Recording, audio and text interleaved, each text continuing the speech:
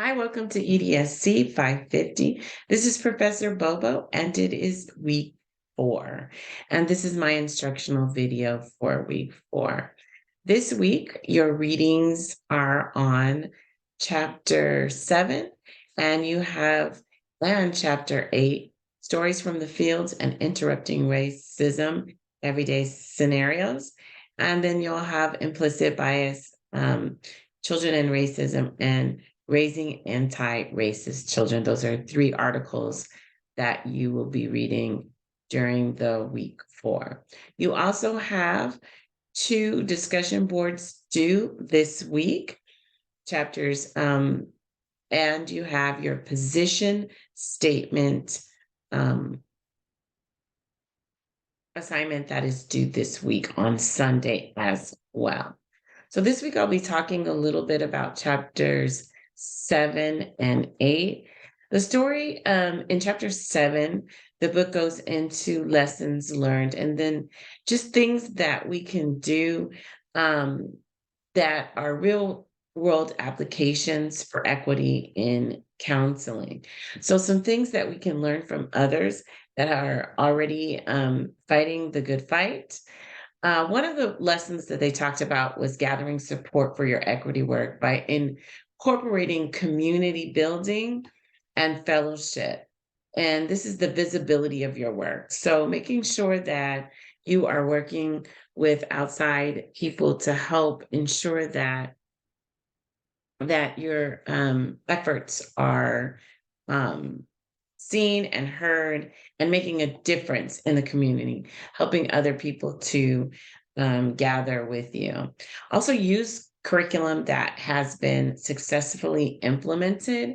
I would like to share with you there are several things on our ASCA website that allows us to be able to access information on when you belong to the ASCA association. As I scroll down, here are our statements and positions, which are very important: eliminating racism and bias in schools, our position for school counseling and equity for all students. I'd like to share that one with you today, right now. So this is our ASCA position as it relates to the topic that you guys will be writing about. You'll be writing about one position statement, and that it is our job to recognize and distinguish individuals and group differences to strive for equality, equally value all students and groups. And that school counselors need to advocate for equitable treatment in school and in the community. So I just kind of wanted to share that's one position statement. And that's something also that you guys will be working on today during the week, your position statements. All right.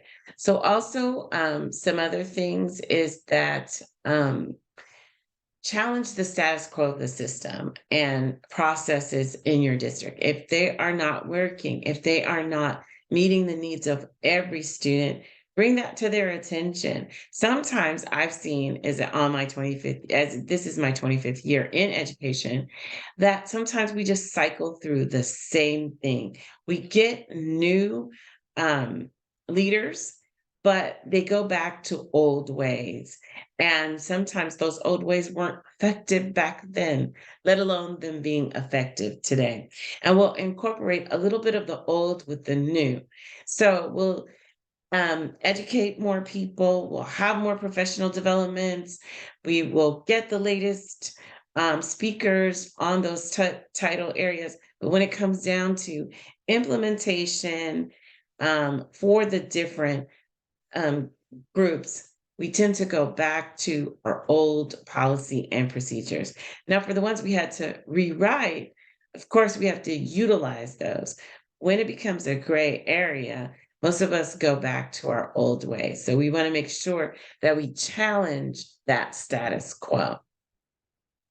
Another lesson learned is empower students to be the change needed in the school and incorporate the feeder schools and the community organizations to also so that you're getting the whole community. If you just focus on just your school, you're not doing anything in collaboration and to meet the whole needs. I work at a very small district. Hawthorne School District is a very small city. And I'm working on collaborating with my old principal who moved clear across the city, but it's not far. But she's on the other side of the city. And if we can bring that same bilingual program over to our side of the city, which is a lower socioeconomic and people of color group, then we can kind of bridge that gap more. So we talked about that as early as Friday. And then use data to identify students who might be underserved in our school and implement plans to address this inequity. So, one of the things that we're having difficulty with is our disciplinary rates. Um, our population consists of only students of color, Hispanic and African American. And so when we suspend, we're adding to the disproportionality of the national data, but that's the students, that's the makeup of our school. So it's either one group or the other that is usually um, having disciplinary issues. And then we need to take on the work of equity with all stakeholders and embed equity conversations into the curriculum whenever it's possible. So we talked about this in my last video where sometimes it's difficult for our students to start having conversations about and our teachers to address those conversations in the classroom as they come up. We need to define, and there's plenty of tools on ASCA that we can use and give to teachers if they're looking for ways to bring up conversations in the classroom as students bring it up, or to incorporate it into the curriculum as the curriculum addresses it. We need to highlight diversity in special occasions and continue to support them and their effectiveness in our daily practices. We also can't assume that our students have learned the skills to show equitable behaviors that we are seeking. We have to demonstrate them. We have to show that we're looking to move towards equality, equitability. I'm sorry, not equality, equity. And so that's the hardest part. We hear this all the time with students. Well, that's not fair. If all the students are rewarded for this, because they do sit down, and then another student doesn't have to sit down as long, but they get the same rewards. Well, that student needs that. They need that reinforcement until their ability is there, their emotional ability is there, their ability to understand what's going on with their body. Why can't they sit down? And especially if they're a young child and they're unable to articulate why they can't sit down as easily as someone of their same age. And then we need to work to break down barriers to equity, taking a purposeful planning, collaboration, and enrolling all stakeholders in order to be involved. And we also need to start where our team is. You need to look at your school. Where are they right now? We can't just jump all the way to the end. We've got to start having the conversations. If you haven't begun with having the conversations with the staff, how are you going to be able to have the conversations with the students? So this is something that it takes time.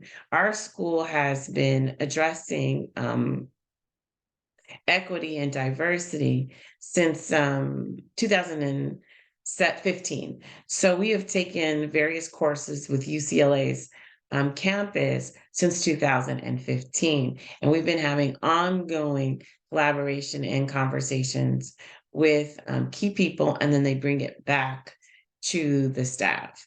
The only thing is COVID came along, and so mental health became the major issue. So some of us have forgotten that fight for equity, and it really goes hand in hand, honestly. So we need to um, make sure that we don't drop one thing for another because they're both very, very important. And intentionality leads to success. So we have to intentionally do these things. We can't just start with, um, okay, let's just get through this for this year. This is their focus this year. We're just going to read the material, move on, and put it in the corner on our shelves and then never revisit it again because we're still dealing with the same students. We're still dealing with the same problems systematically as well. And in our world today, globally. And so we need to make sure that we are, don't just put that on the shelf and it gets dust on it, but that we are constantly, intentionally having these conversations so that people can feel more comfortable and we can address various situations. In chapter 8, it gave you several different scenarios, and we'll have some scenarios in our classroom. Um, I will create some racial scenarios and some reflection questions, and we will have breakout groups in during our week 5 session. Okay, so I look forward to seeing you week 5. Thank you.